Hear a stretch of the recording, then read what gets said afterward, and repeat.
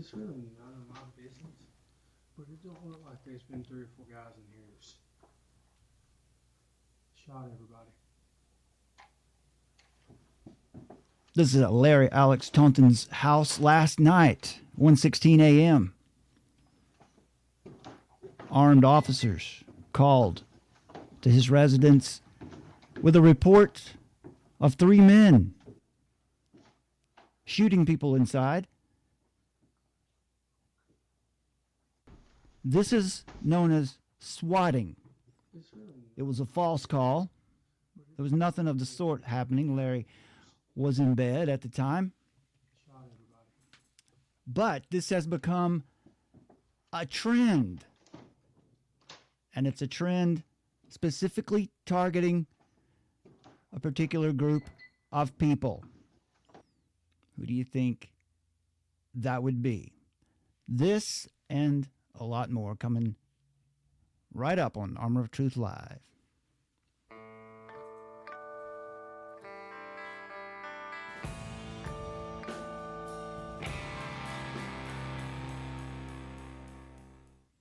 All right. Welcome, my friends, to the show.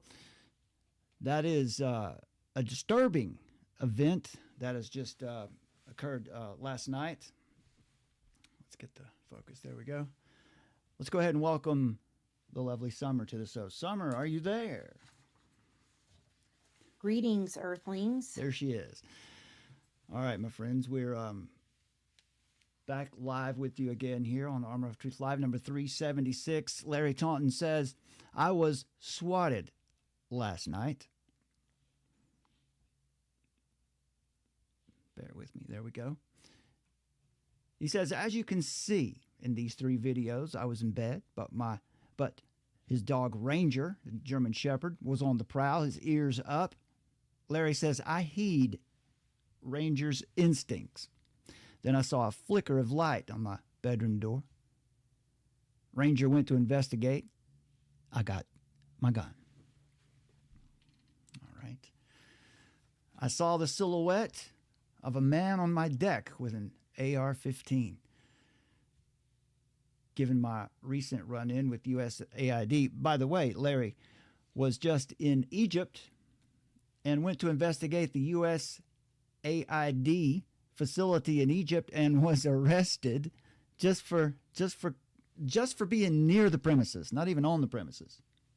Okay? Anyway, given my recent run-in with USAID and the Egyptian secret police in Cairo, I didn't know what to think. I could hear whispers and saw 2 other men, also in body armor, heavily armed. I turned on a light and told them to identify themselves, and they did. Let's see if we can get the audio of that one here. Police department! Police department! Police department! Huh?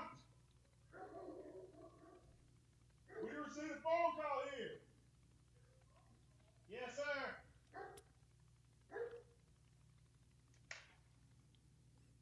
The officers told me they had received a call from someone claiming to be in my home and hiding while I've already said too many keywords, haven't I, Summer? While I shot people. I guess there's no hope for this video. All right. And here you can see in the 4th post Larry put up, they were just doing their jobs.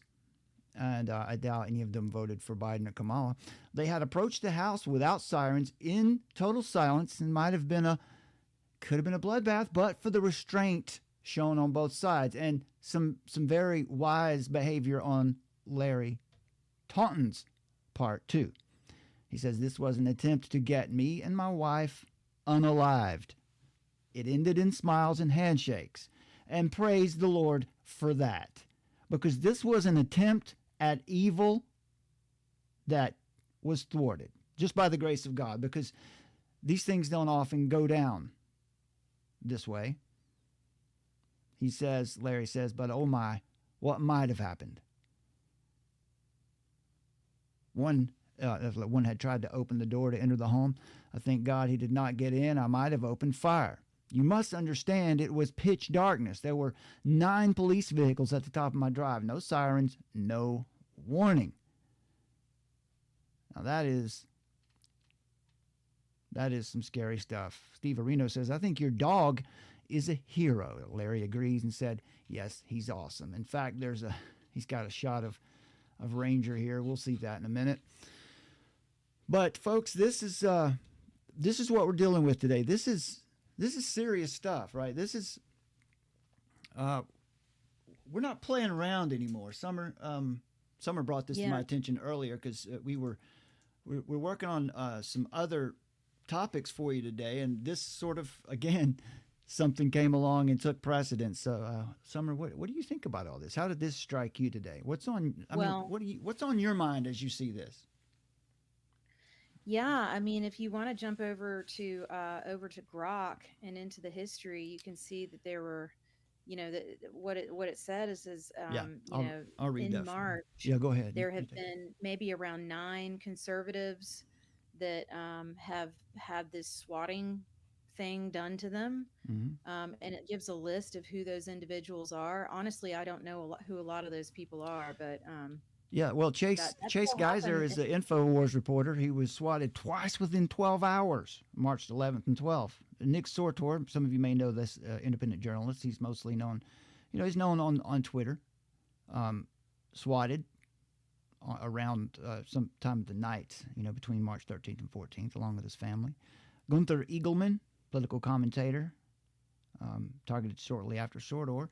Joe Pags, conservative radio host, swatted on the same day. Look at this. All of these pretty much around the same day. Sean Farash, if you don't know, Sean Farash he's a Trump impersonator who, because of the fame that got him, he started a podcast, and so he was also swatted. Matt Van Swol as well, former nuclear scientist, conservative voice, swatted just after midnight on March 14th. And as Summer said, this goes back, there's basically there are 2 flaps here. This one that just happened on the 13th and 12th, 13th, 14th, and then last night, Larry Taunton.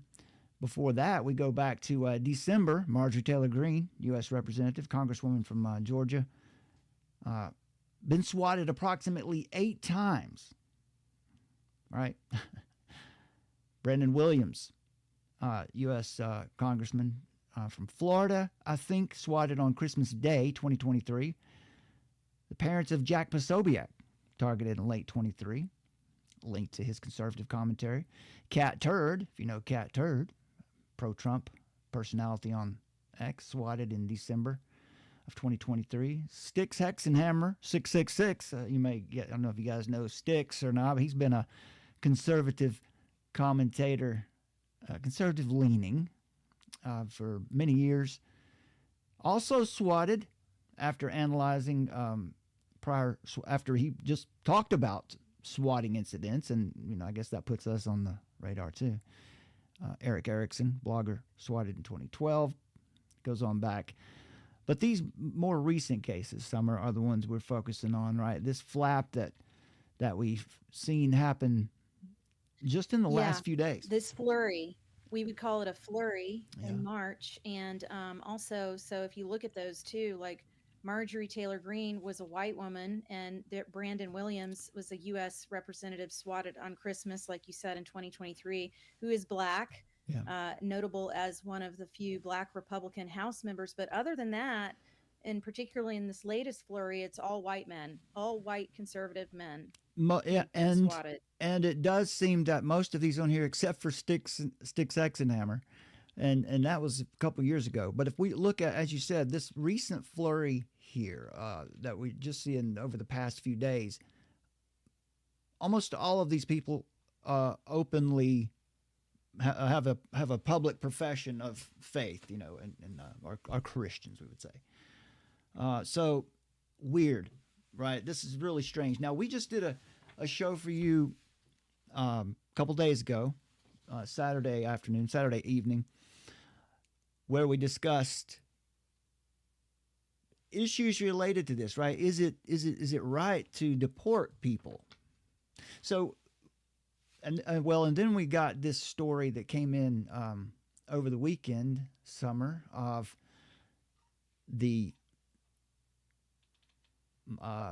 criminals, the migrant criminals, the illegals who were deported to El Salvador, to the most infamous prison.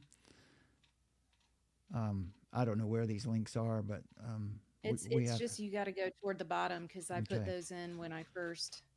They're more toward the bottom, yeah. Yeah, there's a lot of. Yeah, this is the show we did for you. Let me get the right thing up here. Why is my camera not focusing? There we go.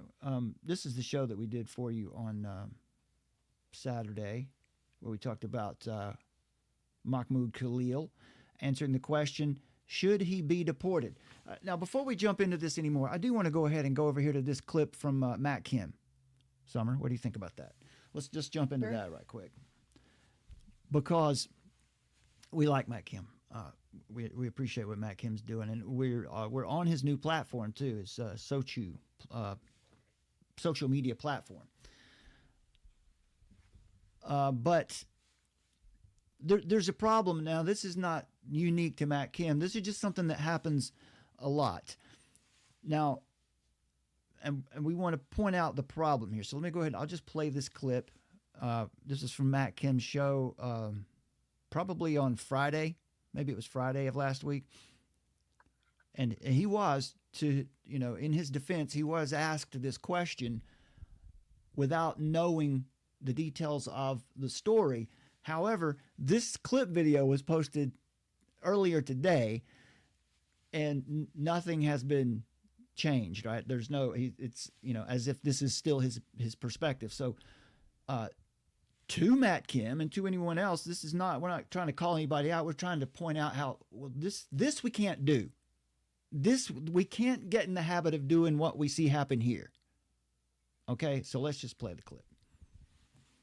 So what do you think about this recent situation at Columbia where that one protest organizer has now been detained by ICE and possibly going to be deported for exercising free speech, First Amendment? Let's stop right there. Summer, what's wrong with that? It's not about free speech. Never was about free speech. Not at all. So, and now the other point here is, the other point here is that James Lee, who is the guest with Matt Kim today, and again, let's just put it out there. It seems that anytime we point out what someone has said on a show, automatically people think it's we're calling them out. It's a hit. No, we can't think like that. We're on the same side as these guys, right? We have to stop thinking. What was that? Oh, is that a clip? Anyway, so we have to stop thinking in terms of, because we have a criticism that all of a sudden we must be enemies. No, that's not the case. But James Lee, the gentleman on the right here, is a podcaster and influencer as well. And our criticism is neither one of these guys have the facts before they start talking about the issue. And we got to be careful about that, right? Because how many thousands of podcasts are there today? I mean, there's so many that it's hard to take anybody seriously.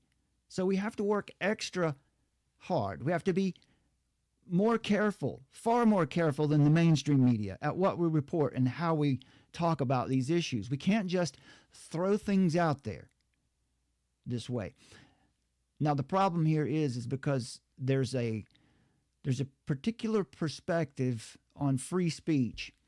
And again, I'm all about the Constitution here. If you watch our videos, you understand. I think the Constitution is I think the U.S. Constitution is the best that's ever been.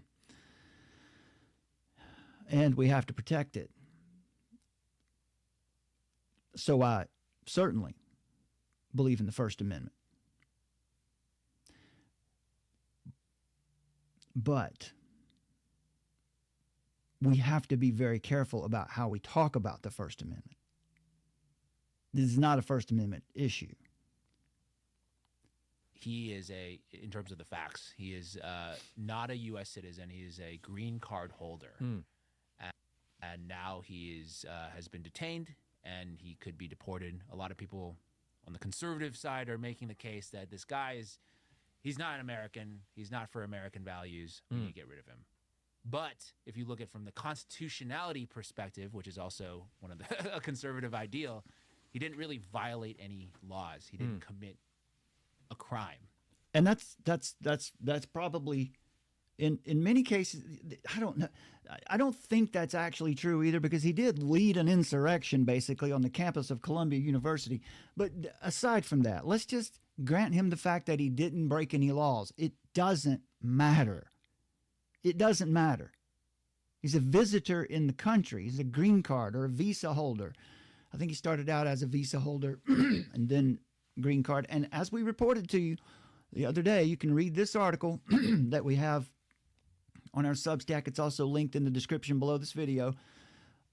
We have all of the points, all of the actual facts of this case that show that Trump deporting Khalil is perfectly legal and it concerns national security. In fact, Trump deporting Khalil is not just legal, it's morally and spiritually right. And we have working on an article to make that case for you. I'll make the case for you here tonight. I'll tell you why that's the case. But it doesn't matter that he didn't break any laws. When you're here as a visitor, right? The State Department can revoke that privilege anytime you want. And the main point here is that when you're here as a visitor, you're not. It's a privilege. It's a privilege to be allowed to be here and work here as a non-citizen. So in that regard, you don't have access to you don't have access to the Constitution in the same sense that American citizens do. So especially if, as Khalil did, you lie on your application, or maybe didn't even do it, someone did it for him, you were deceptive right from the start. Your interaction with the United States of America was deceptive from the start. Well, of course you can be deported for that. That's not about free speech. It never was about free speech. So, just a quick break before this video continues. If you haven't signed up for Soju yet, go check it out. soj.oo. I think you it's should. A social discussion. I think you guys should sign up for Soju. Hanging out.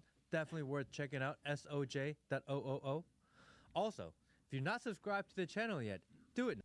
Deleting him from the United States. And the idea is that he is... Yeah, Mahmoud Khalil, that guy right there. Columbia. Where is this? So this is the problem, right? This is a very serious issue, and we're going to talk about the First Amendment. And you can see what's happening here. These guys they're taking in the facts on the fly. We can't. Look, if we're going to be taken seriously, if we are the media, we have to be careful about this kind of thing. Columbia protester, is he a student? A Columbia University student. Yes. And using a green card. Yes. Honestly, I know I keep pausing it, and I apologize for that. But guys, before Summer can tell you, before I can ever hit the go live button over here, it takes a long time. I've never just gone on, you hit the button and just let's just wing it and we'll just whatever, we'll just take it on the fly. I mean, some things you can do that, right? But if you're going to talk about these important issues, you need to know before you go on the air, because that's how you show care, interest and care for your audience. You're not just going to show up and wing it. You're going to do your research before you go on the air to talk about something like this. I think that's really dangerous. I don't like that at all. Because the Constitution matters. It's literally the framework which the country runs. And it's what protects our freedoms. Whose the freedoms? Constitution and- But it protects whose freedoms? Who has access to those rights? Look, and also when we talked about this in the article, if you haven't read it, it's really quite interesting. I mean, they have the powers that be have a vested interest in obscuring the real issues of this whole situation, because it actually, if you look at the paper trail of all of this, it really indicates that there were very high level wealthy people that placed him into the position that he had as a negotiator with this organization. Oh yeah, yeah, no question about it now. That is, pro Hamas, and, with flyers and all this other kind of stuff. Like, he was placed there for that moment, and his visa was expedited, fast tracked in a way that cannot be understood, other than the fact that somebody who is very powerful placed him there to be somebody who would be a radical leader on the campus and lead to all of the destruction and the chaos that was happening. So, and, he's also got ties to the British government and to the United Nations. Yeah. So, they want to obscure all that, of course, by just getting everybody tied up in this, oh, it's coming against your free speech rights, and this means that Trump's a dictator. So it's a total misdirection and play on language, and what James Lindsay has called being right wrongly, right? Telling the truth falsely. If they can get you to fixate on one particular facet and just repetitively say that one thing that's a total misdirection over and over again, then people aren't even arguing about the issue at hand. The bottom line is he came in and he lied on his green card, or whoever filled out his green card application, because under what is necessary in order to get a green card in the first place, you would have had to have answered questions, and if he had answered them honestly, he would not have been allowed into this country. So that's at ground zero, he broke the law. That was our case.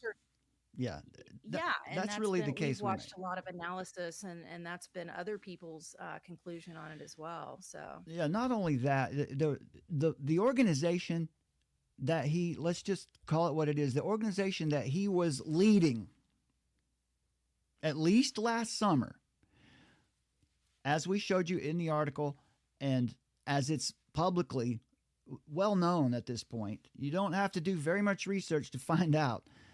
They are committed to the downfall of Western civilization. They are committed to taking down the United States of America. They refer to it as the empire, but we know who they're talking about. Right? And they incite violence.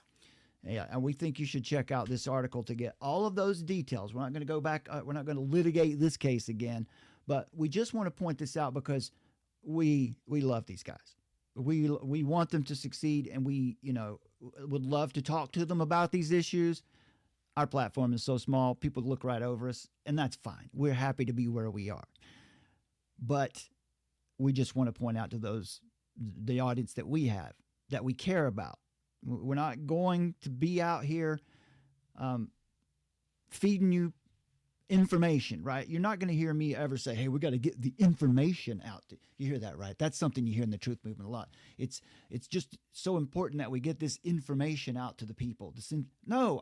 Information isn't helpful. You want the truth. You want to know what to do with the information once you have it. So I just think it's unfortunate. I know I didn't play much of this clip, but you can watch it for yourself. It's a 10-minute clip, and basically this is the position, right? It's dangerous, and I don't like that because somebody is going to be deported for free speech, saying that they should not be deported because of the First Amendment.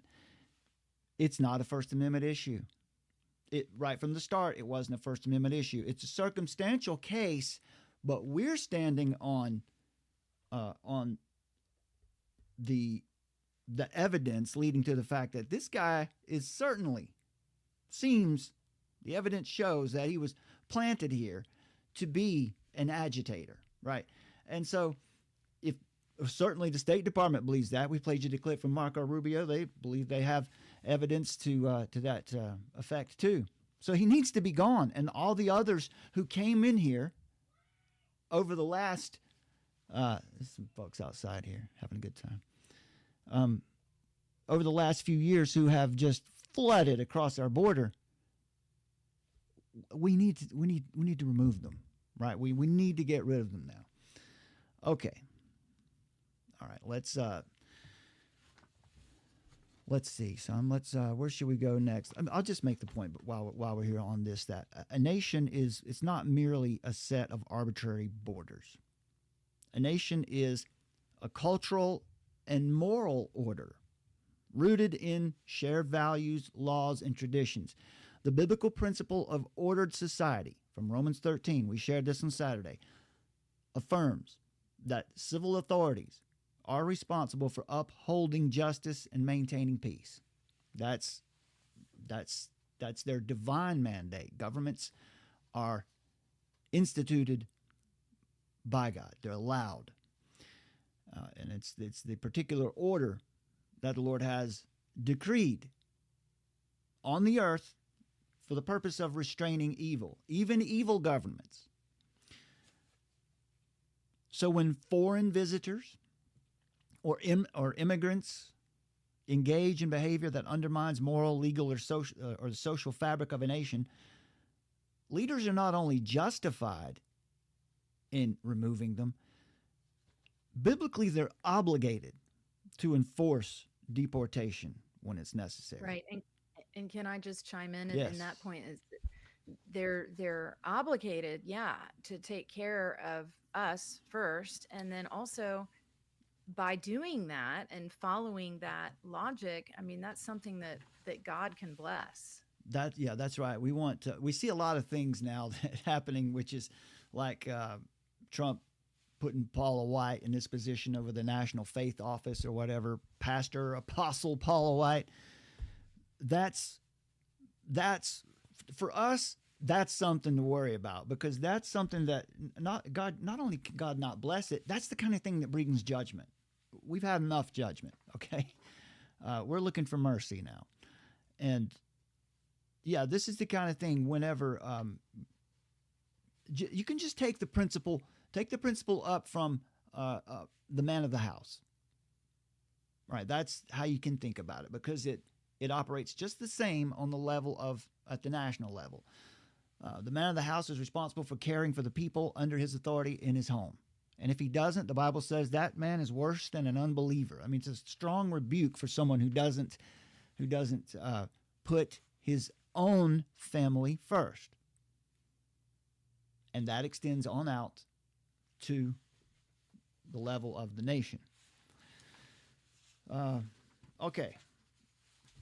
More details on that if you want. We'll post a new article about all these particular points for you later this week. But also check out that article titled, right here it is. There it is. Beware. Mahmoud Khalil is a fabricated free speech crisis. Fabricated free speech crisis. Check that out. The link is in the description to this video.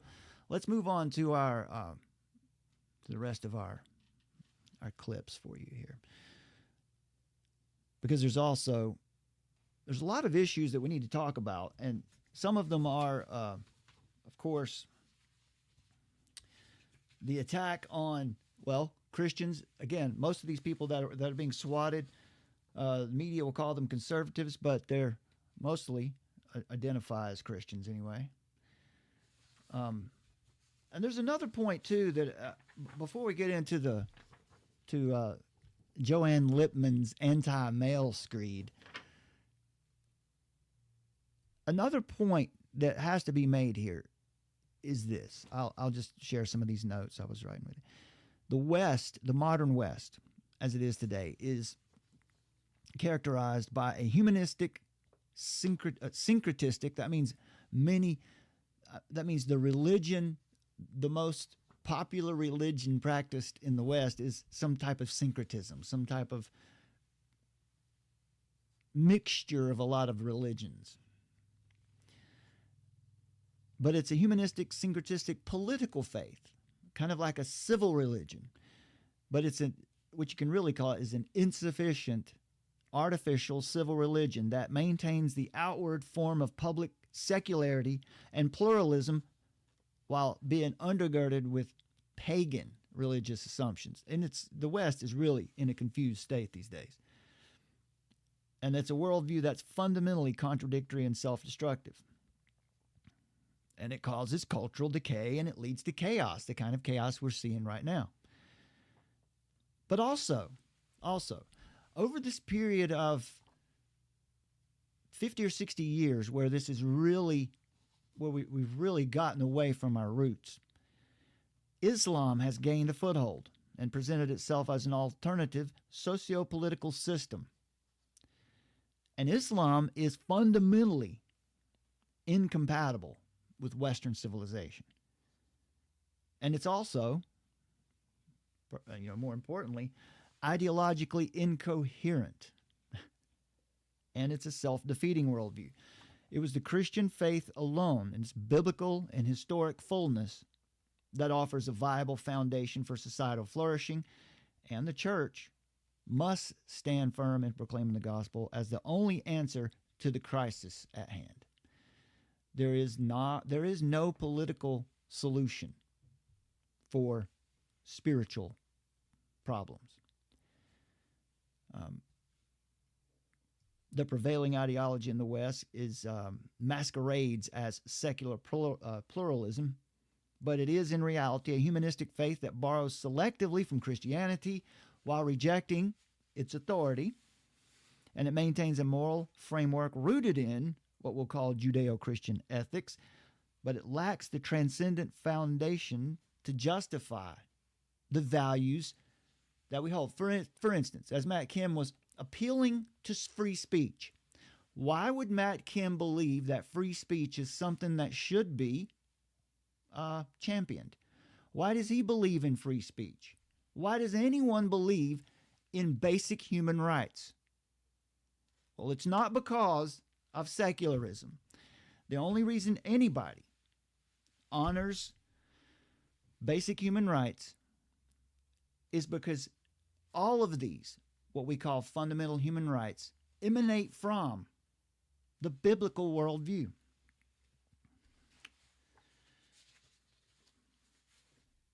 Western societies have abandoned God but still seek salvation now through the state. And that's the problem, because this is why we see the anarchy movement. You know, people calling themselves anarchists today. It kind of becomes popular because people just get confused and they get tired of the government being so corrupt, and so they look for other ways, alternative ways, and so anarchism becomes popular that way. Religious zeal is pursued with the welfare system, social engineering, and ideological conformity. But this system is collapsing under its own weight and leading to cultural decline. It's so we're self-destructing, right? And we're a nation divided against itself.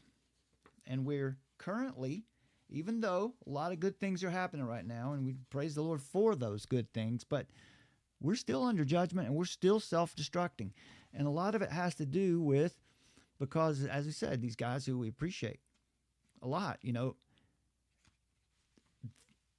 worldview that they hold is fundamentally insufficient, because there's no grounding for this idea of human rights, free speech that they espouse. They have no foundation. Why should it exist? Why should it be that any state should honor free speech?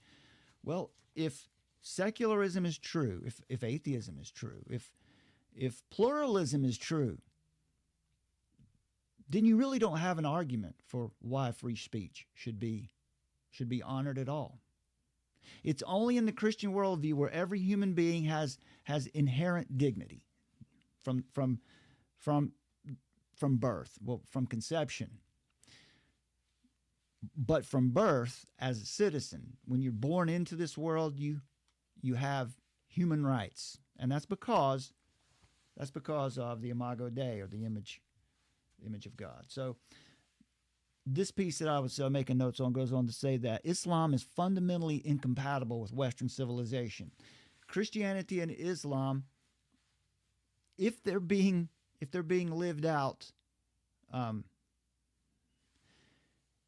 consistently, if both faiths are living consistently, are incompatible, fundamentally incompatible. And this is why we see a lot of problems. I played for you the clip of Ilhan Omar the other day talking about how Americans are just idiots and all. I mean, this is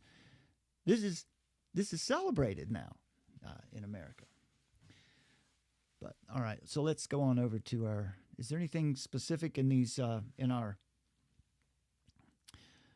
chat here? Yeah, in the chat here if you says we're wanna living in a refresh- psyop. There, and go ahead. What? If you want to refresh the bookmarks, there's I've got so many bookmarks; it's hard to keep up. Did you put some more in there? I don't know. just refresh the bookmark folder that we've got going, because it looks like there's a in New York, there's a bunch of people staging the tombstones. Are you seeing that? Yeah, I got it. A bunch of libs staged a death scene in front of New York Stock Exchange. This is not an organic protest. Look at these anti-Trump, anti-Elon, and Doge signs. The people, they're paid protesters again, right? Again, this is what we're seeing. Maybe Lily Tang Williams is writing here. She says maybe a part of the 5501 National Group. Yeah, look at this. Let me full screen for you. Doge cuts let Ebola into USA. What? Polio, flu vaccine, Isn't it funny? Social Security, Yeah, interesting how. Yeah, well. fatal infection from abortion bans. Yeah. Yeah, this is just mass confusion. Look at the detail in these little tombstones too, right? This is not something that people just decided they were going to go downtown and, this is another one of those coordinated psychological operations. It's coordinated, and we know that Soros was out there funding the Jews for Palestine the other day at Trump Tower, and with at Tesla and all that, and that this is just like their photo ops where they set up these scenes and they bring in their best film crew and their best photographers, and they record these things so that in their simulated version of history they can write the version that they want to have happened. Like they want to stage something that's not actually reflecting the sentiment of the people. It's very stilted and fabricated. Let me read this quote. This is interesting from Pope Benedict the 16th. A recent pope. He says, there's a self-hatred in the West that can be considered only as something pathological. The West attempts in a praiseworthy manner to open itself completely to the comprehension of external values, but it no longer loves itself. It now only sees what is despicable and destructive in its own history, while it is no longer able to perceive what is great and pure there. Yeah, and that's because of the long march through the institutions. Yeah, this is through from this. this is I'll show you. This is from a book. Let's see. Here we go.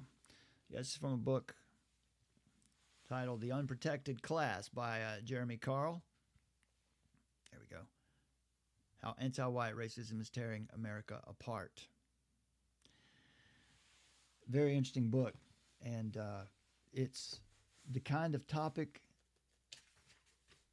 that makes people uncomfortable, because for decades now, the social engineering has, since the Civil Rights Act, basically, the social engineering has been that, that white people are the problem. Honestly, this is the foundation of a lot of what we call today the woke right, or where we'll see a truth movement. That all of the elites, we have to reject and revolt against all authority. That's an anti-Christian worldview, right? That's antinomianism. Which reminds me, Summer, about Joanne Lippman. Is that her name? Yes, that's right. There she is. Oops, we're not up there. Here is Joanne Lippman, and she's recently written an article.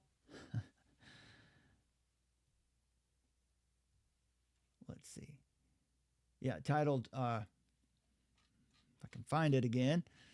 There we go. Can white men finally stop complaining? The article starts off saying, I'll show you what Summer got ready here too. And this is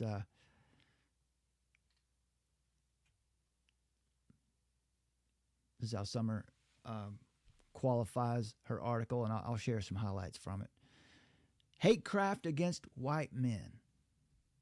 Explain hatecraft quickly, Summer, before I get into this article. Help people understand what is meant by just generally by The hatecraft. Cultural Revolution during Mao is the most readily recognizable way to describe what hatecraft is. The fact that they will use the cadres, bring in sort of these different sympathizers or spies that will go into communities and figure out what the grievances are and what the most like, things that they can basically build resentment about. They'll just stoke those fires and based on and create actual grievances too between people groups. Yeah. And through that, it's the divide and conquer tactics. And so it's all about creating one argument for like the left leaning side, and then another argument for the right leaning side. And each argument has its own bullet points and it has its own perspectives that directly antagonize one another to the point where each group ends up feeling like the other is an existential threat. And so it makes things, it charges people groups against one another. And that is hatecraft. And we see it on MSNBC every day. We see it on CNN. That's why we keep saying that we are still in the throes of a cultural revolution, an American Maoist style cultural revolution, that those tactics, that methodology is being hoisted upon the American people, as well as in, what would be called the first world nations or the Anglosphere. These tactics have been hoisted upon people, and it's different. They flavor it and season it and according to what the culture is, so it looks a little bit different in the UK than it does in Australia, than it does in New Zealand, than it does in Canada, than it does in America. But it is the same strategy to keep us fighting and to keep us bickering, to the point where what we're seeing right now is that it really feels like America is like a nation divided against itself, that as the Trump administration tries to go out and execute things that are good for the nation, you've got this other side that's over there crying that this is an existential threat to democracy. But we also know that they've reframed democracy to mean consensus of the institutions, which is like ESG scores, versus it used to mean democracy was consensus for the individual. So all of this, language is weaponized, and it really is a psychological operation. Okay, right. And it is meant to divide us. It's meant to bring down the U.S. Right, and that's what ultimately hatecraft did in Mao's China. It divided the people into the black and white class, who were trained to hate each other. Right, one class was accepted, and one class was the outcast. And that's how you get control. Ultimately, how you get control of a mass group of people.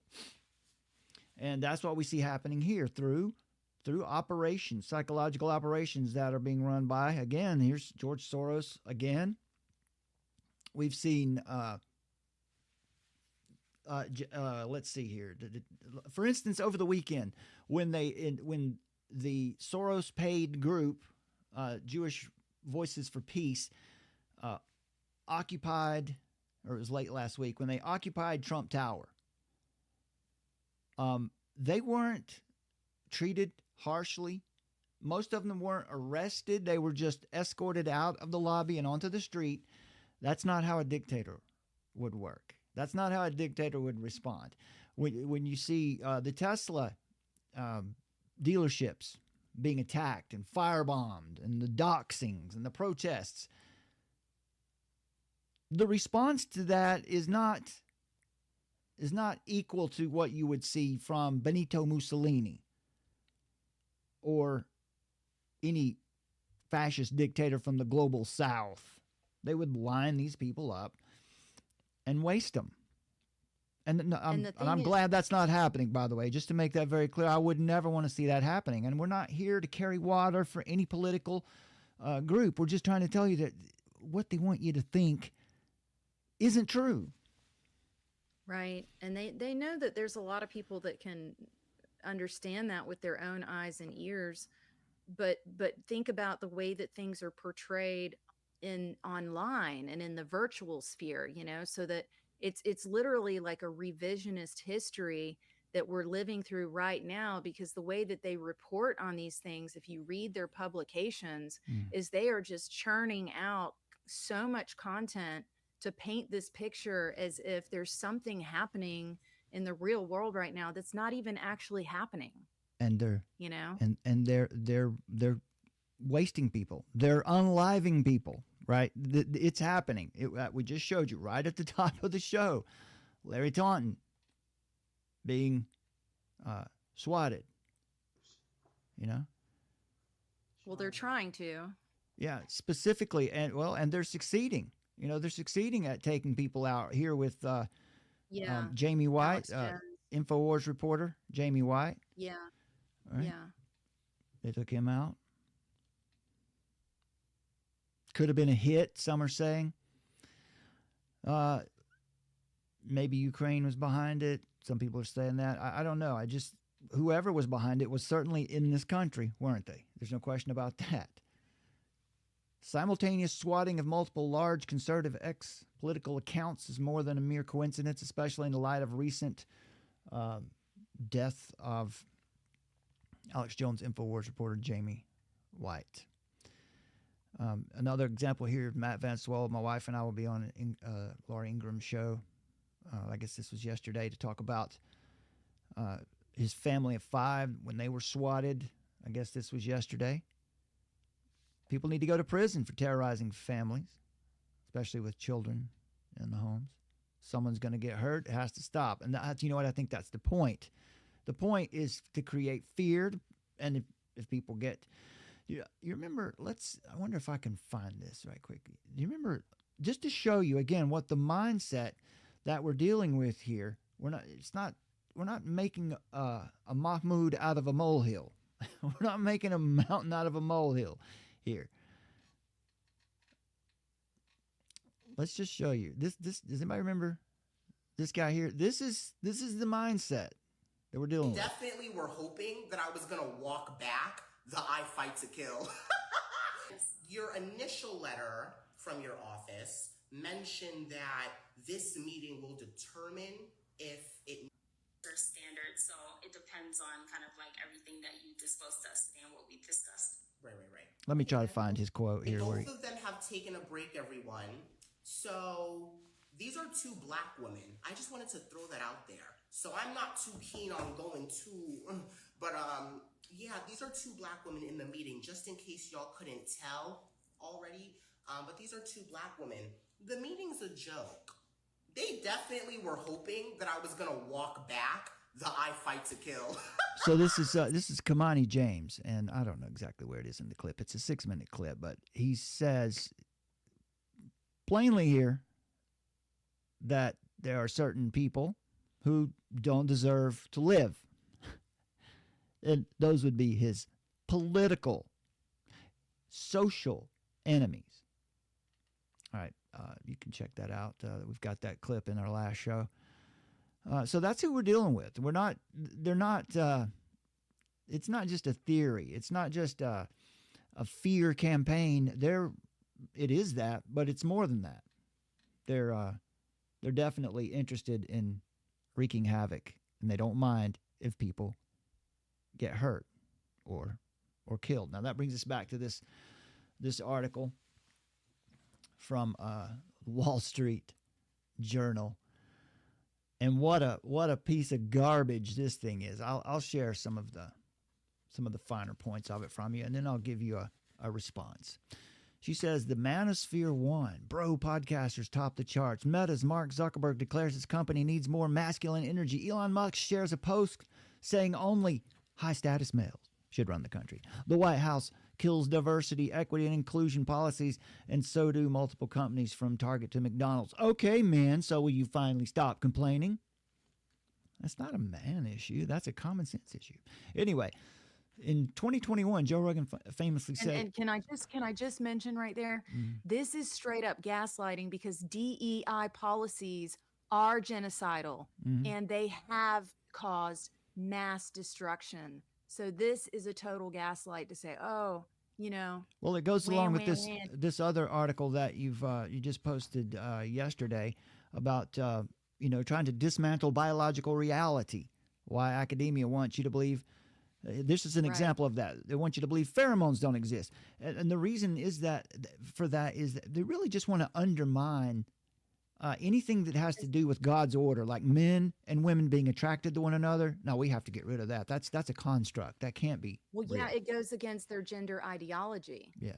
Which is the on-ramp to the transhumanism and the transhumanist agenda and to the commodification of women's parts and to taking over reproduction of women. Yeah. So this is the latest article we've got for you up on Substack. Someone put this one up yesterday. I'll share a couple points off the top here for you. Science to Subversion, a case for how critical theory serves as an on-ramp to hijacking and hacking human attraction. Again, the attack is on God's order. Human attraction is not a social construct alone. It is deeply rooted in biology, created by God for the purpose of marriage, family, and the continuation of humanity. Those who dismiss human pheromones, the theory of attraction, are not acting purely as scientists, but as ideologues seeking to reshape society according to their own doctrines rather than following the evidence where it leads. I won't get into this one in too much detail because we'll definitely come back to this. I just wanted to share that with you folks because you want to see this article too. This is another good one. So she's Joanne Littman writes, in 2021, Joe Rogan famously said, it will eventually get to straight white men are not allowed to talk. It will be you're not allowed to go outside. I'm not joking. It really will get there. It's that crazy. Littman says, but Rogan's complaint is actually an old one that has exploded as a rallying cry every decade or so for more than 50 years. Why would she point at it to be in that frame of time? Well, because that is exactly when the Civil Rights Act of 1964 was passed. Just to make it clear, the Civil Rights Act had many good outcomes. Many good things came from it. But it was never about ending racism, was it? Because is racism better or worse? Today. Worse. They're not trying to end racism. Racism, the concept of racism is a very valuable construct that they use. Now, racism is real, not just a construct, because sin is real. But all sin is a problem, not just that one. It's kind of like when we argue against Alcoholics Anonymous. That's fine. You stop drinking. You defeated that sin. Now, what about the sin of narcissism? What about the sin of sloth? What about all the other sins?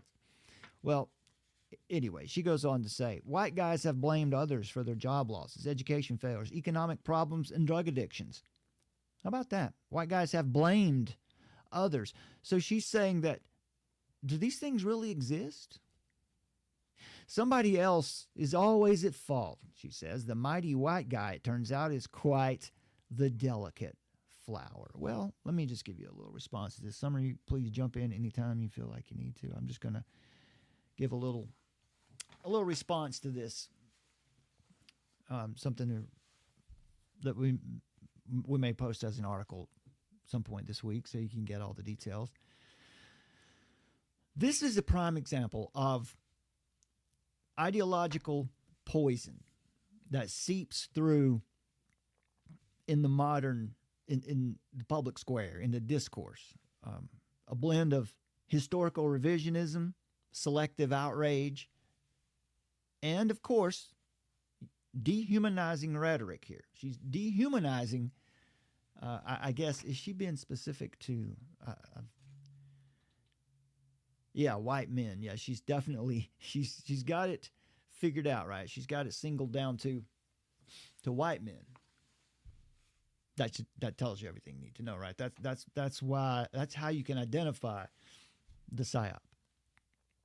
Her article's not only factually flawed, it's morally reprehensible.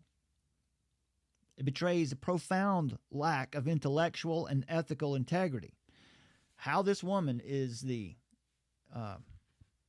editor-in-chief, I believe it is, of the Wall Street Journal? I don't know.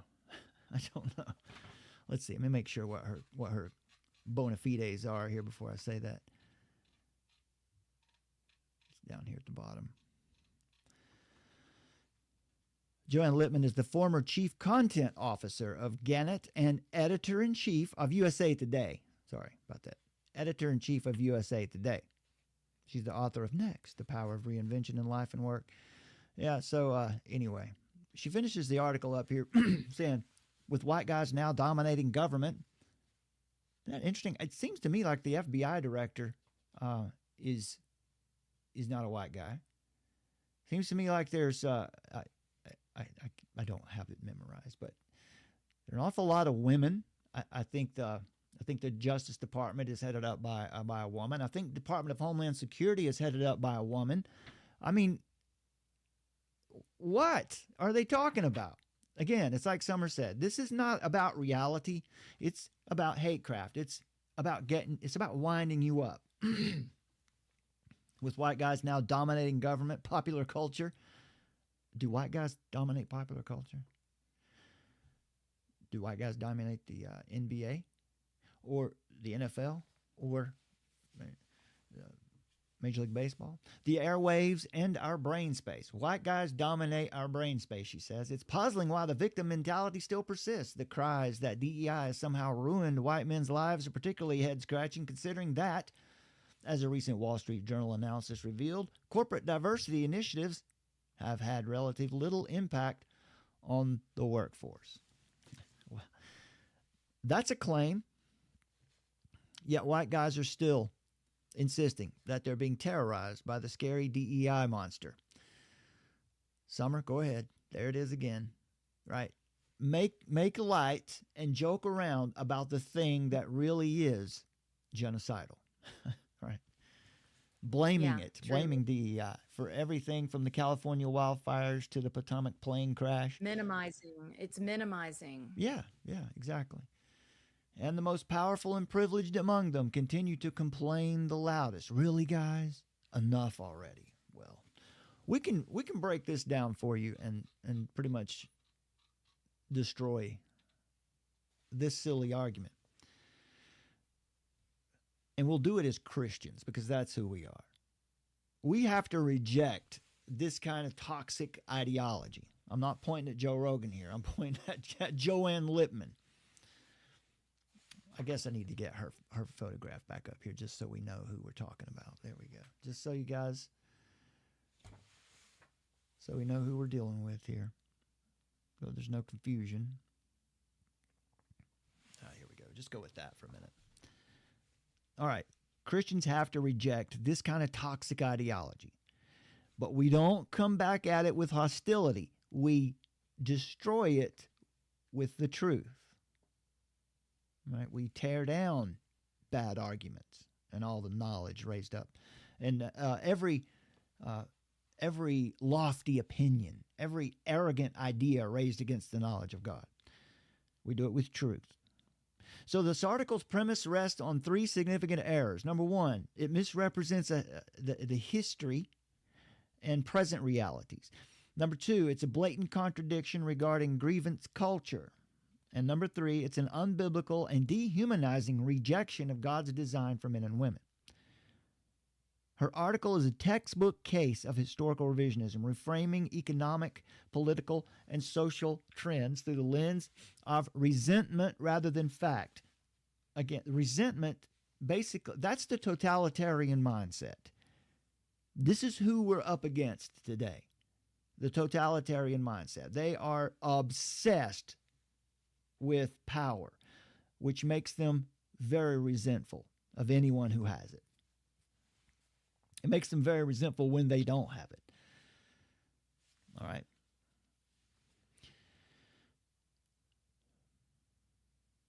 So they view everything through the lens of resentment, not truth. It has nothing to do with the truth. So Lippmann attempts to portray white men as perpetual complainers, inventing grievances to cover their own failures. But this argument collapses immediately as soon as you scrutinize it. For example, let's talk about educational and social challenges that are faced by men today. They're not imagined. They're just well-documented realities.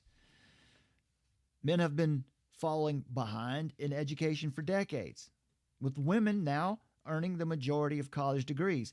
Male underachievement in schools is a well-known crisis. And of course, we know that this is something that's been foisted on our society through the rise of radical feminism.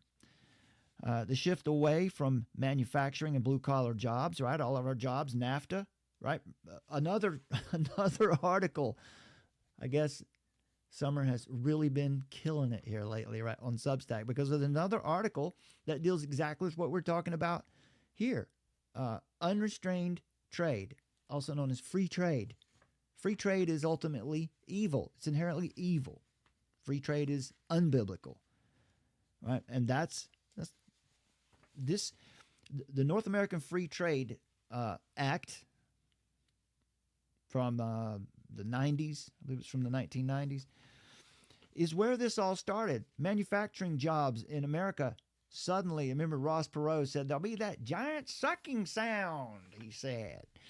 He's an old Texas politician, for you guys who don't remember him. He said he was exactly right. As soon as they passed NAFTA, manufacturing jobs left the United States. They went to Mexico. They went wherever they could go that was cheaper.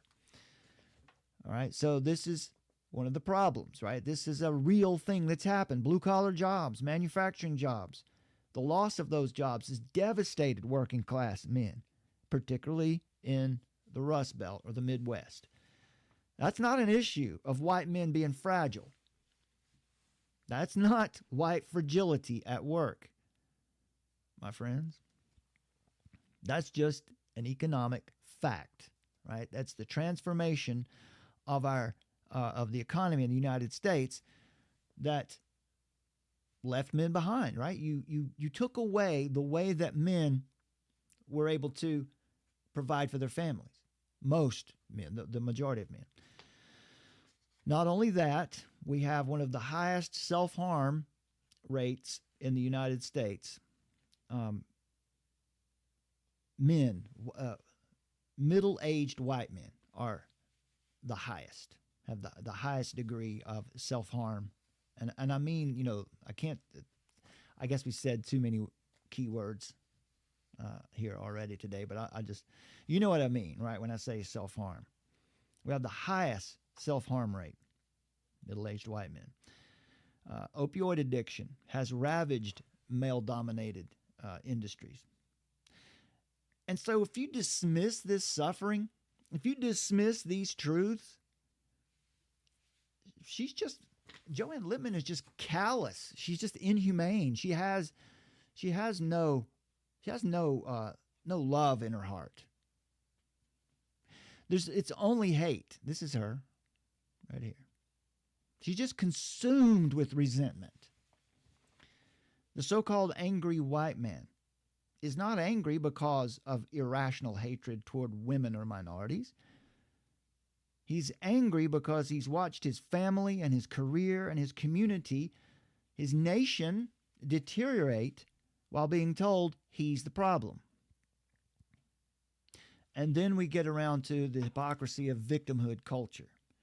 She claims that white men have embraced a victim mentality, except for the fact that her whole article is built upon unrelenting grievance narratives. Right? It's the pot calling the kettle black. It's right, Summer. This is one of the prime tactics of Hatecraft, right? And narcissism as well, where you accuse the other person of the exact thing that you're doing. Right. And Right. if you can, this would be a good time. I added in a chart Okay. to show the identity politics. It's in the bookmarks if you refresh it, and to show that chart. Okay. I know what we need to do. We need to get these bookmarks so that you can pop them up on the screen. That would be when we get our studio back together. We'll be able to do that. Yeah. Maybe next week. Could be. Maybe we'll have it back next week. Here you go. Is this it, Summer? Yes, that's the one. Okay. Just to illustrate that, this is how it works. You've got the intersectionality and the identity politics. And it's like, well, how big is your victim factor? And all of this is just intrinsically, inherently wrong.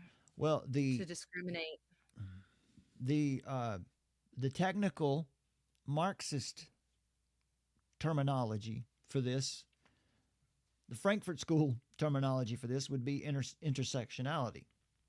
Right. Right. The way you gain status in a victimhood culture is to count all the ways that you're a victim. How many? Yeah, you're cutting off the graph a little bit if you want to open it up a little bit more so people can see. There we go. All right. Yeah, I'll leave that up for a minute while I run through a few more of these points, because I really want to make sure that I give Joanne Littman a very careful scathing here. She derides men. Again, now let's keep in mind here, she is saying that men are playing the victim, but her entire article is based on these grievance narratives. And all of her grievances are aimed at men. This is funny how this works out. It's always the same tactic. She derides men for supposedly blaming others, while simultaneously blaming men for everything from corporate culture to the scary DEI monster. Right? It's a staggering double standard, my friends. She says white men voice concerns about economic decline. Then they're whiners. When feminists or activists decry systemic oppression, they're courageous. When men challenge policies that disadvantage them, they're fragile. When women demand equity, they're empowered. You see how that works? It's hypocrisy. This is the very kind of hypocrisy that Jesus Christ condemned when he saw it in the Pharisees. You see that in Matthew 23, Matthew 23:4. I think we should look at that.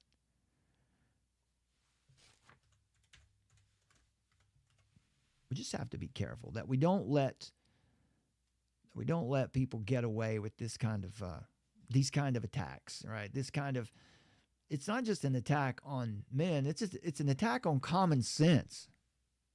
It's an attack on the truth.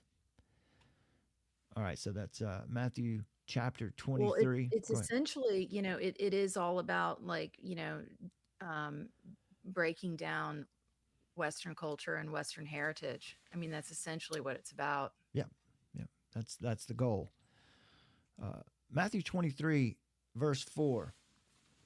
Well, let's make sure we get the context here. Jesus said to the crowds and to the disciples, the scribes and the Pharisees sit on Moses' seat. So do and observe whatever they tell you, but not the works they do. Do what they tell you, but don't do what they do. For they preach, but do not practice. They tie up heavy burdens, hard to bear, and lay them on people's shoulders, but they themselves are not willing to move them with a finger. Right there. They tie up heavy burdens, hard to bear, and lay them on people's shoulders, but they themselves are not willing to move them with a finger. They do all their deeds to be seen by others, for they make their phylacteries broad and their fringes long. So this is the kind of, this is religious hypocrisy.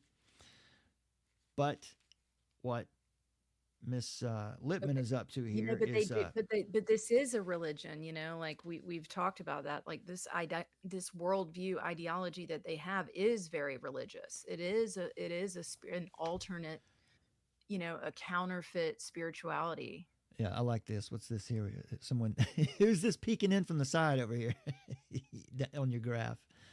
That's funny. I know, it's like a creeper. It's a creeper. Yeah, it's good. It's a creeper because these people are creepers. She has weaponized grievance politics against a targeted group while she pretends to stand above it. Fascinating. Also, the insinuation that white men dominate everything is absurd. Do you realize, folks? And I don't like to get into these conversations because everything you do sounds racist because we've been trained in our society, you know, to respond that way. But the insinuation that white men dominate everything. Do you know that white people are the minority in the world? Think about that. There are fewer white people than any other. And in 2020, in America, that was like the first time in American history that now whites are a minority. In America, yeah. White people in America, yeah, like under 18, you know, in 2020, like whites are the minority, and we're an aging group too. Yeah. So by 2047, it's like, boom, we're out the door. Make sure you check out this article on unrestrained trade or free trade, how it's unbiblical, it's evil. There's a good sermon in there too about it. Now, let's see. I wanted to. Where was the article where I you remember I put in the part about distributive justice? Which one was that? Some that we recently worked on it together.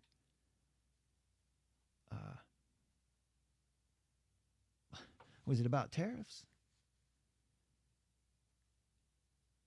I can't remember. We've put out so many articles recently. Well, I can definitely do Ibram X. Kendi. There it is. It's from the Globalism is Gay article. That's if we just want. Yeah, that was a while back. Was a while back. Yeah. Yeah. Okay. Again, so totalitarian ideology, right? It's resentment. Totalitarian ideology is anti-white, anti-straight, anti-American, and anti-Christian. And basically, another one of these points we could make here is about distributive justice, also known as anti-racism. Here's a good graphic that Summer made from the one of the quotes here. The culmination of collectivism, right? This is what Lippman's arguing for, collectivism. And the lust for power under the guise of peace and safety or solving the problem of inequality has led to more mass murder and senseless deaths than any other cause in history. This is what Summer means by DEI is genocidal. We're seeing this pattern and tactic play out in real time. Now, just to make sure you know the common enemy, the rallying point for this revolution, the root cause of global suffering has been identified as white Christian capitalism. All right, so we move on down here to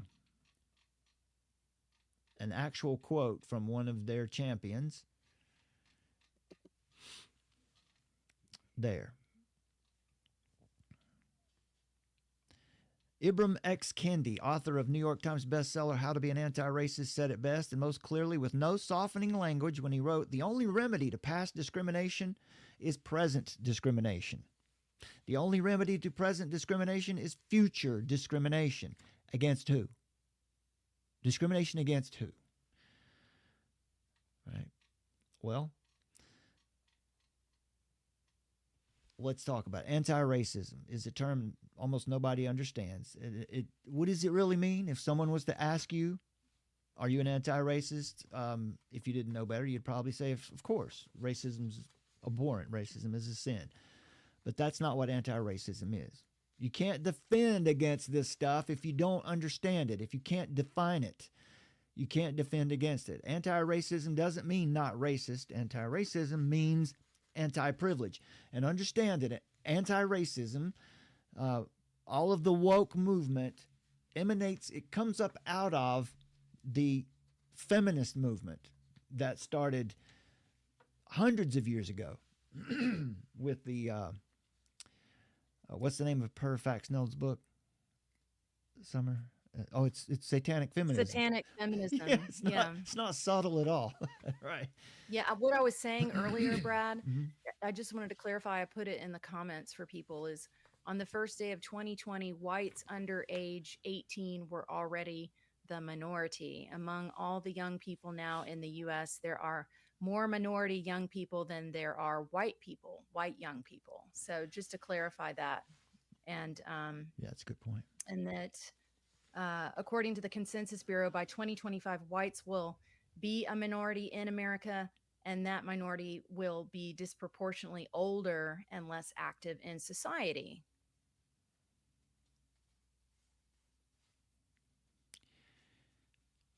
Right. So the enemy then, the enemy in America has become, really the enemy is privilege, what they call privilege. And they see privilege and whiteness as inseparable. You could be African American, you could be of any ethnicity, and you could fall into the category of whiteness. If you're an Uncle Tom, for example, if you're someone who, I'll read it for you. According to wokeism and the deceptive rhetoric of inclusivity, a person of privilege is one who has achieved a coveted level of affluence. Someone who is living comfortably. More so than billionaires and the Illuminati, the weapon of wokeism is aimed at anyone of any ethnicity who has worked hard and built a life, a family, has a little money in the bank, a retirement plan, established their own support system of family and friends, and lives in a community of like-minded individuals. What I just described for you is what's always been known as the American dream, or, just being able to live your life without someone meddling in your business all the time. They don't like that. They don't want you to be able to do that. As the argument goes, those who struggle in society fall behind because the system has been explicitly structured to keep them from achieving it. You see, that's Lippman's argument. She's saying that that's what white men are saying, but that's her weapon. In other words, some group is responsible for the suffering in the world. As Robin DiAngelo wrote in White Fragility, whiteness or privilege has caused an unfair moral offense in the world. To be crystal clear, anti-racism is a form of distributive justice, a term you'll find mentioned regularly in the documents of the Federal Plan and the UN 17 Sustainable Development Goals. To make it crystal clear in the plainest possible language, what they're saying is that to cure discrimination, we need to discriminate against those who have privilege, or those who have whiteness, or, in Lippman's article, white men. Of course, just to be clear, any statute, any policy that supports anti-racism is 64.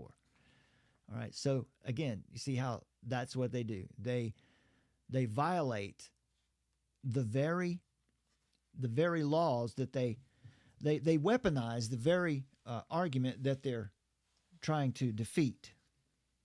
Hypocrisy at the highest level.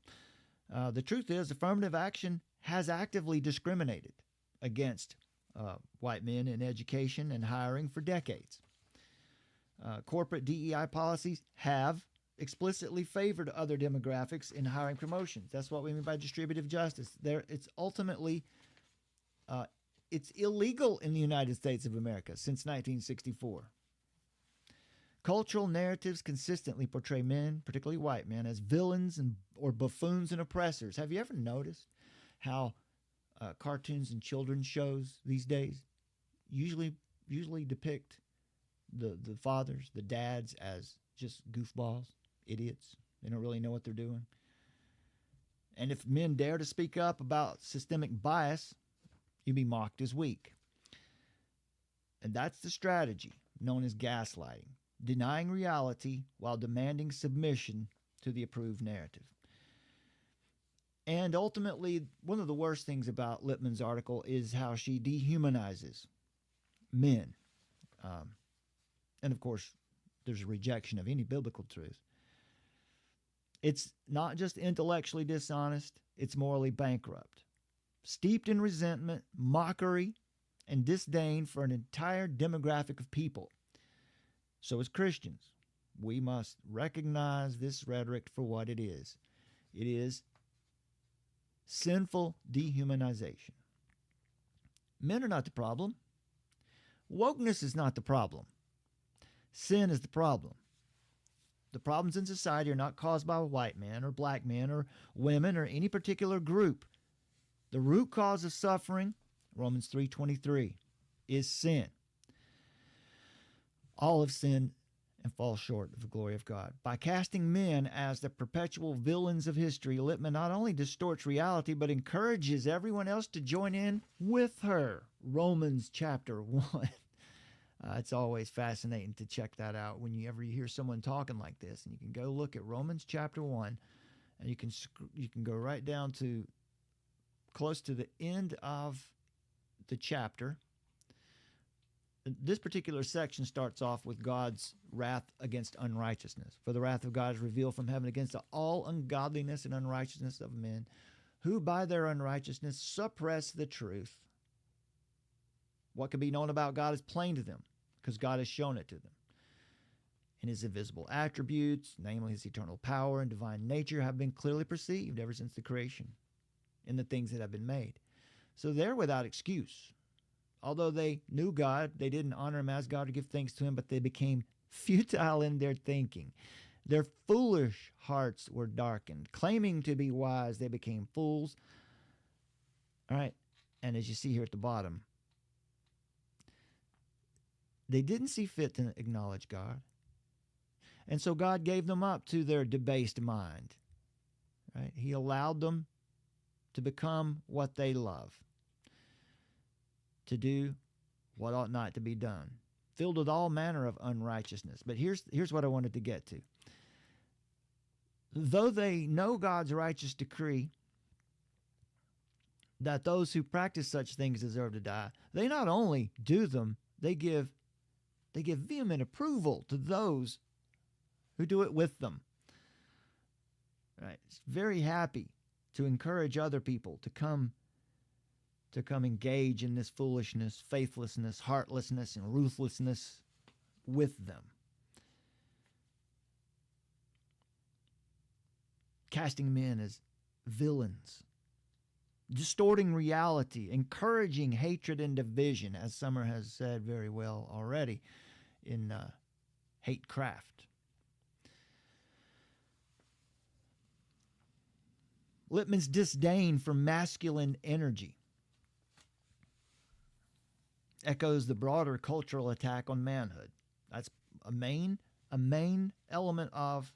prong of the fork of the Cultural Revolution. Scripture teaches that masculinity, when lived in accordance with God's design, is not oppressive, but strong, sacrificial.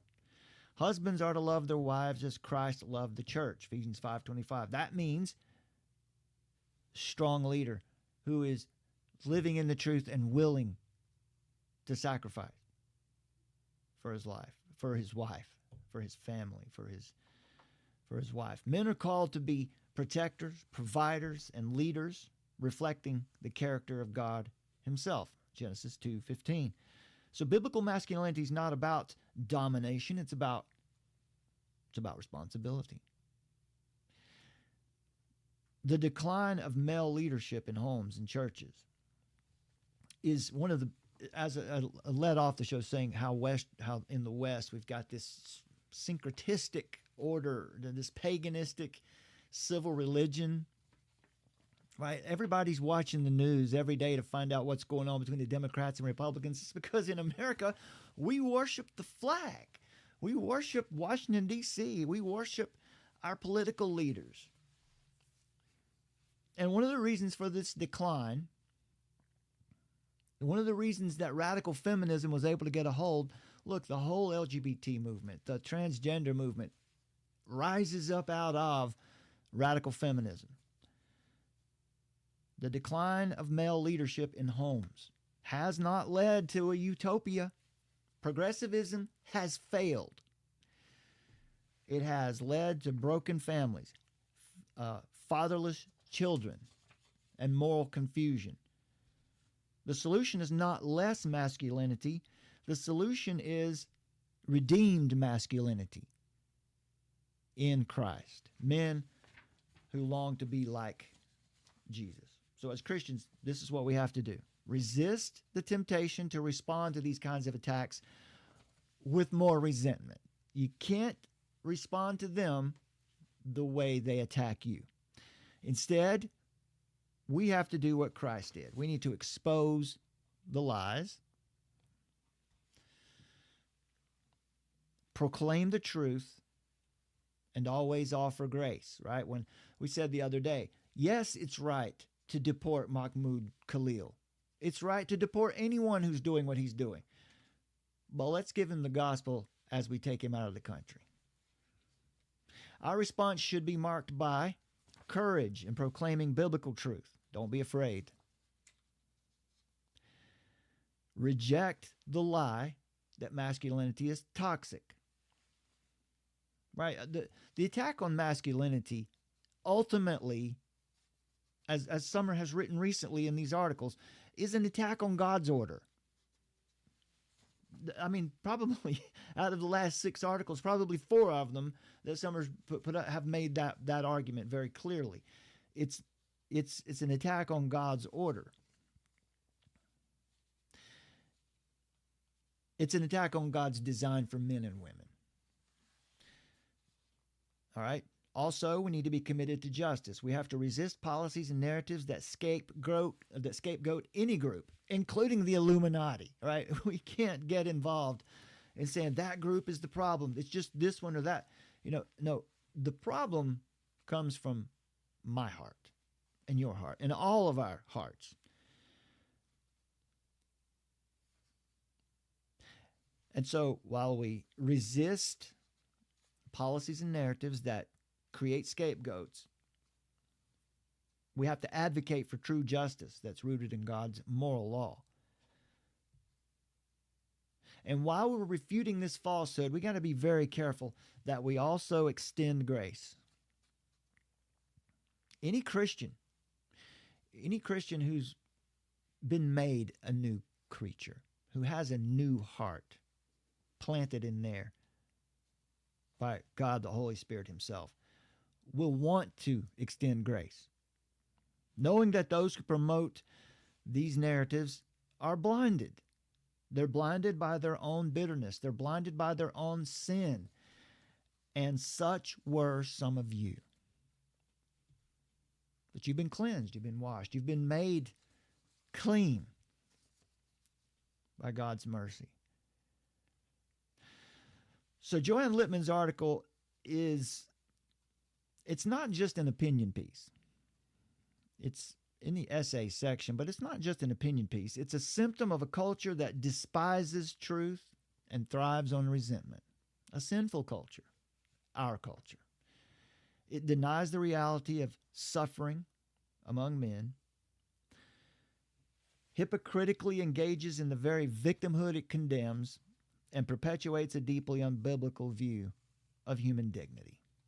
Again, denying God's order. So as Christians, we need to reject this false narrative, stand firm in defending biblical manhood, biblical womanhood, and boldly proclaim that the solution to our cultural crisis is not scapegoating, but repentance and renewal in Christ. Only in him can true justice and healing and reconciliation be found. And I think the best verse to leave you with today, or to sum up everything that we've talked about here today, 1 Corinthians 14:33. For our God is not a God of confusion, Our God is the God of peace. All right. What else have you got? I think that's really well said. And I did put one more news story that I know that you and I had wanted to cover Brody and King. make some comments about in the bookmarks if you want to refresh. Okay. Yeah, Brody Ken in the chat was echoing what we're saying there, saying womanhood must also be redeemed. Yeah, it's true. Hopefully I made that clear as well, that it's her article was, focused on men, but that's absolutely true too. Yeah, that's a good point. Yeah. Yeah, that women should find it a blessing to have a husband and to be given children to raise. Yeah, it's something that our culture has rejected, flat out rejected it. And you see where it's got us. We're not better off for it.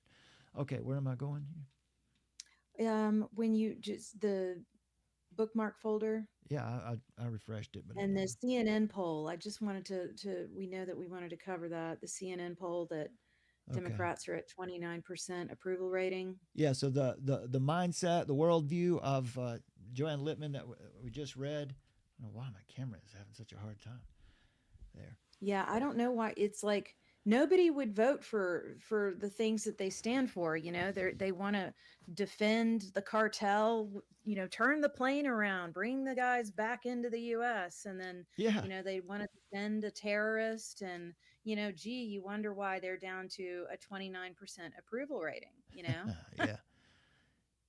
Yeah, it's not hard to figure out why they're losing their popularity. 29%. Well, it is. It's interesting because it's like, is this, because we know with the Red Guard and the Black Guard, during Mao's Cultural Revolution, that eventually the Red Guard, they'll get shot. Maybe it might not be this exact same, but the idea is, are they eating their own right now? By having CNN come out and say that the Democrats are, historically low with their approval ratings. And just the way that they're coming out with all these extreme positions that nobody in their right mind would support. I mean, what's going on here? Drop us a comment in the chat, or, under the video. Let us know your thoughts on that. Are they eating their own? Are they saying we're gonna get rid of the Democrats and bring in some new power structure? Or, is this just corruption being revealed and it's hitting organically? Like, what are your thoughts?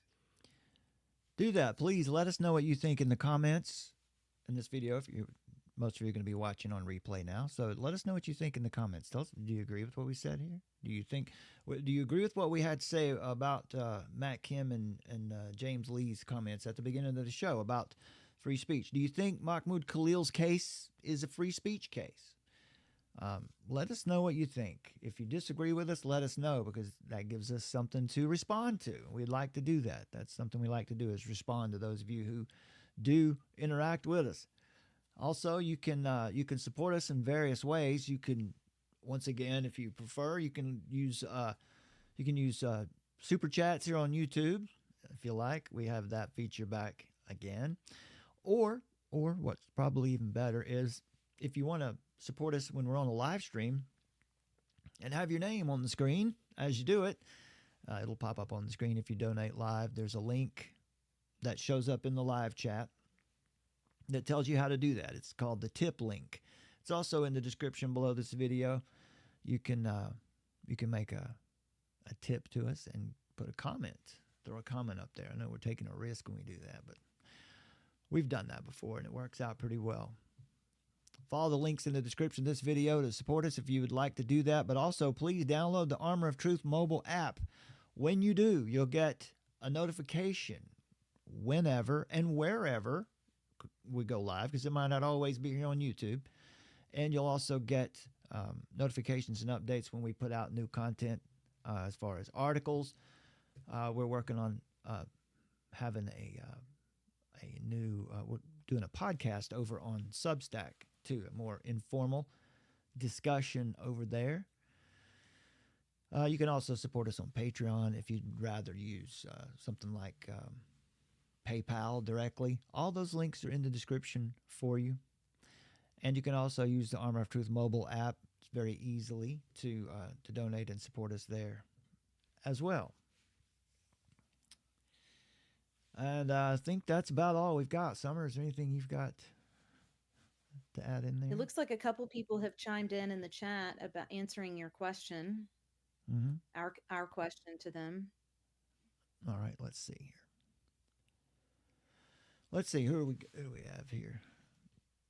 Yeah, Brody Ken is with us, someone who worked in higher education until recently. I disagree that wokeness isn't sinful. It is because it's hate. Well, yeah, we agree with you there. I hope I didn't misspeak or something, but yeah, of course, wokeness is certainly sinful. It's a distortion. It's a what's that term we had? Not distorted ambition. It was a term that we came up with last year sometime. But anyway, it's a distortion on desire. I wish I could remember it. Anyway, I thought it was a good one. Anyway, Brody Ken says womanhood also needs to be redeemed. We saw that one. Because so much of what's being carried out now is either superficial looks good, but what's really going on, we don't know. Yeah, there's a lot behind the scenes, for sure. There's a lawlessness going on. It's very concerning. That's right. Chuck Try is here with us. Chuck Try says, Mama. Yep. All right. Yeah, you can see in the chat there's some of the links you would need to, there's a link to our Substack. You can also, yeah, there's that link, the one that says Plaster of Paris 1. That's an old channel name, but you can use that one to click and support us live if we're on live here. You can use it anytime, actually.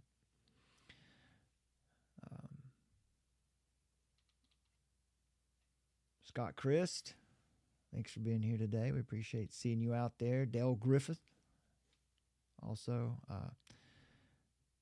Yep, Allison Wright says radio announcer, podcaster Joe Pags was swatted also. There's Paul Craven, says east is east and west is west, but never the twain shall meet. Rudyard Kipling. Allison Wright says we're living in a psyop. Yep. All right, that catches us up. Thanks for being with us today, folks. We appreciate you, and we look forward to seeing you again here very soon. Hopefully I got the audio fixed. You can hear me a little better this time. We're struggling. Until we get our studio back, we'll just do the best we can. Sam, you want to? Thank you for being here with us, you guys, and we love you. And let us know too if you send us an email or whatnot if you need prayer, if you want to do like a prayer request. Yeah, we'd love to pray for you too. And thank you for being loyal and for sticking with us. That's all. Yeah, I'm glad you mentioned that. That's something that we definitely want to do is get our prayer list going again. If you have a need, a need for prayer, and I'm sure everyone does, you can leave it in the comments if you like. If you don't want to do it that way, you can email us at hello@armoroftruth.net. And we've done that before, and we're happy, we're eager to pray for you. We'd love to do that. Corporate prayer is the most powerful tool that we have. So let us pray for you. Let us know how we can do that for you. Email us at hello@armoroftruth.net and let us know your need. If you have a question you want to ask us, if you have a complaint, just keep that to yourself. We don't need it. No, if you have a complaint, you can do that. You can do that also. But contact us. Let us know what you think. The more interaction that we can get here on these videos, hit the thumbs up, hit the like if you would, or hit the thumbs down. Either way, it's all it's all the same. Or leave us a comment. The more of that we can get, the more it helps us on this crazy platform that hates us. All right, my friends.